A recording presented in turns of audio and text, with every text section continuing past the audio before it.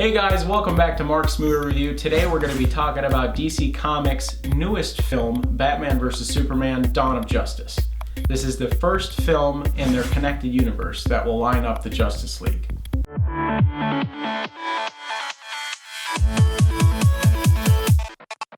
If I had to sum up a description of Batman v Superman, I would have to say it is DC Comics' answer to Marvel's The Avengers. Warner Brothers and DC Comics may have needed a little more time than Marvel, but they have finally managed to bring their characters together in a connected cinematic universe.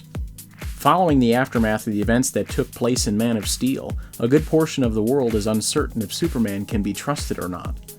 During the Battle of Metropolis between Superman and General Zod, thousands of lives are lost and billions of dollars in collateral damage is done. Batman holds Superman personally accountable for the death and destruction that happened in Metropolis. He believes that he is too powerful for his own good, and that he needs to be kept in check, or possibly even killed. Eventually, these two titans go toe-to-toe, fighting in an epic battle with neither one backing down. But soon they both realize they have bigger problems on their hands. Megalomaniac Lex Luthor, using Kryptonian technology and the leftover remains of General Zod, creates an almost unstoppable, unkillable creature named Doomsday. It is at this time Batman and Superman set aside their differences, and along with newcomer Wonder Woman, they band together to try and stop Doomsday before he destroys everything in his path. Batman v Superman: Dawn of Justice lays the groundwork for the DC Comics connected cinematic universe. It introduces new elements and characters to the comic book adapted live-action playing field, and sets a new tone in the superhero team-up genre. If I'm being brutally honest, out of all the comic book adapted films I've seen, this is one of the best. Zack Snyder took what experience he had from directing Watchmen and Man of Steel and applied it to make this movie all the better. Casting Ben Affleck was possibly one of the best decisions ever made. He's not only Bruce Wayne incarnate, but I dare say he is the best live-action Batman to date. The Batsuit is straight out of the comics, and the Batmobile and Batwing are on par with Christopher Nolan's from the Dark Knight trilogy. Gal Gadot as Wonder Woman was also a wise choice.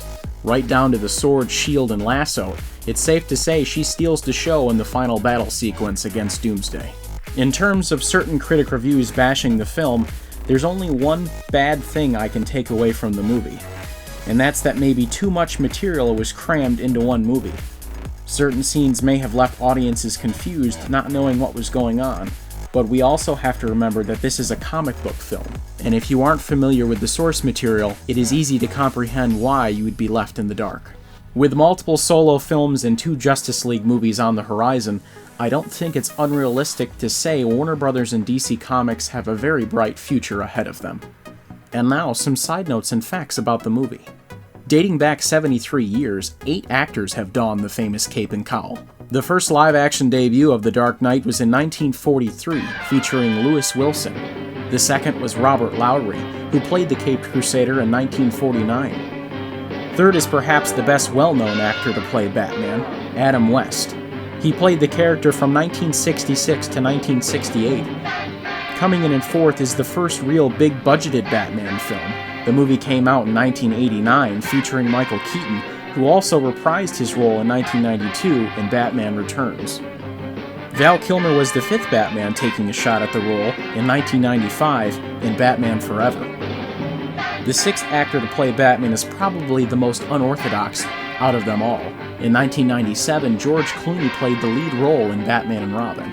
Number 7 is Christian Bale. He teamed up with visionary director Christopher Nolan in 2005 with Batman Begins, again in 2008 with The Dark Knight, and concluding in 2012 with The Dark Knight Rises, making the first successful Batman trilogy in the history of the character. And finally we reach number 8, the actor who almost everyone was skeptical about until they saw him for the first time wearing the famous Batsuit. Ben Affleck makes his first appearance in 2016 in Batman vs. Superman: Dawn of Justice. Warner Brothers and DC Comics were so impressed with Ben Affleck's performance of Batman, they are currently in talks to have him direct the first solo Batman film. The Batsuit that Ben Affleck wears was inspired by the famous Batman comic The Dark Knight Returns, written by Frank Miller. Elements and material from this comic were also used as guidance in the film. This is Zack Snyder's third DC Comics film. He previously directed Watchmen back in 2009 and Man of Steel in 2013. The film had an estimated budget between $200 and $250 million. It made $33 million internationally in its Thursday showings and went on to make $82 million in its opening night. It is projected to make over $170 million in its first weekend and has already made $424 million worldwide. Okay guys, I got one more side note here for you. Batman vs. Superman Dawn of Justice is going to be the start of the DC Comics cinematic universe. And what that means is that all the other movies that come out after this film are going to connect in some way. This is not unlike what Marvel did back in 2008 when they started their cinematic universe with Iron Man.